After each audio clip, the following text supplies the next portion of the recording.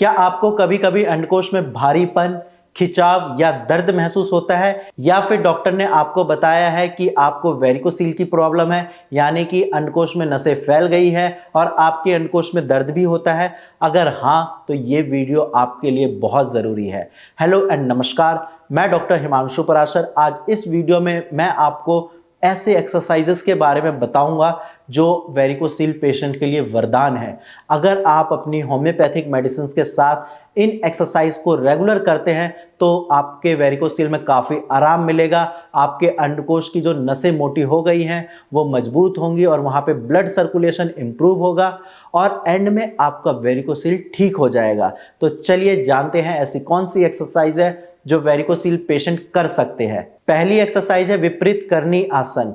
इस एक्सरसाइज को करने से आपके टेस्टिकल में ब्लड सर्कुलेशन बढ़ेगा और साथ में आपका जब ब्लड सर्कुलेशन बढ़ेगा तो आपके पेन में आराम मिलेगा और आपका गुच्छा भी कम होगा। अब हम बात करते हैं कि ये आसन करना कैसे है। तो ये बहुत आसान है। आप दीवार के पास पीठ के बल लेट जाए और अपने दोनों पैर को ऊपर दीवार के सहारे रखें।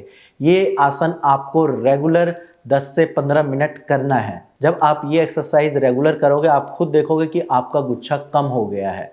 इस एक्सरसाइज के करने के बहुत सारे फायदे हैं। एक तो आपके जो अंडकोश की नसें होती हैं उसमें प्रेशर कम होता है। सेकंड है आपका ब्लड फ्लो जो है टेस्टिकल में वो नॉर्मल होता है और वेरिकोसील की स्वेलिंग में और पेन में भी आराम मिलता है।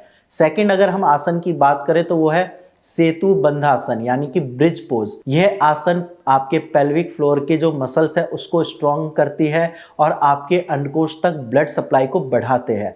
अब हम बात करते हैं कि ब्रिज पोज करना कैसे है। तो आप पीठ के बल लेट जाएं और अपने घुटने को मोड़ लें और इसके साथ साथ सांस लेते हुए आप अपनी कमर को ऊपर उठाएं, हाथ जमीन पर टिका कर रखना है।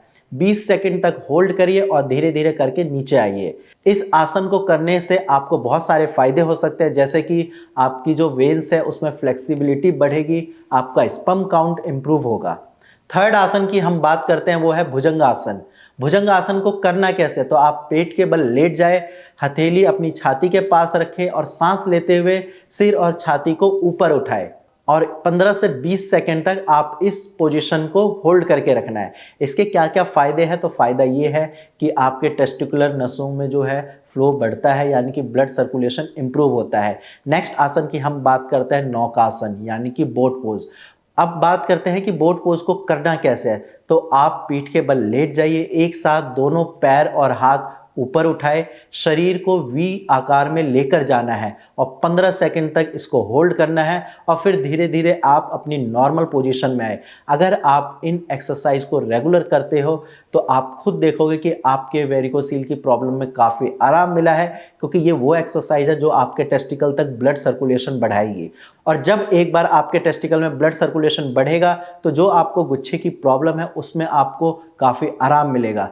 इन सब चीज़ों के अलावा आपको कुछ अपनी लाइफस्टाइल में चेंजेस करने हैं ताकि आपकी रिकवरी और फास्ट हो सके।